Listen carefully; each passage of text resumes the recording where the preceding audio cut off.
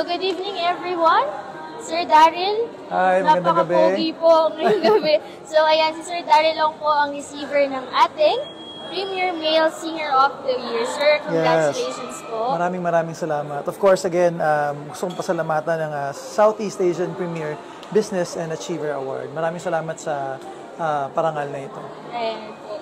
Sir, hindi ko na kayo tatanungin kasi alam ko naman ang pakiramdam ng makareceive ng award ay napakasaya. Pero gusto ko na lang pong tanungin sa inyo, since this is not your first time to receive an award, ano po ang pinagkaiba ng Southeast Premier Business Award sa iba pong award-giving bodies? Well, actually, gusto ko rin sabihin na it's been a long time since nakatanggap ako ng award. Kaya sobra ako nasisiyahan na itong prestigious na award na to ay naalala nila akong parangalan. Kaya I think yun yung nagpapaspecial sa kanya. Yung medyo matagal ka na hindi na-receive ng ganitong award and then suddenly, merong isang malaking award-giving na body na naalala ka at binigyan ka ng isang ganitong klaseng award. Ayan, sir. Sir Daryl, bukod po sa ganda ng boses, ano pa po kaya ang sekreto ng isang Sir Daryl sa tagumpay niya?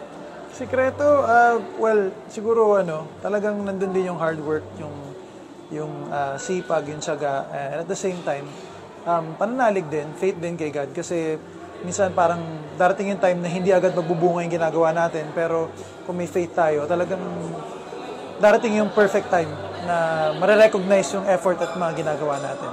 Ayan. So once again, Sir Daryl Ong, our Premier Male Singer of the Year. Congratulations. Salamat. Po. Thank you. More power to you guys. God bless you all. Thank you. Thank you.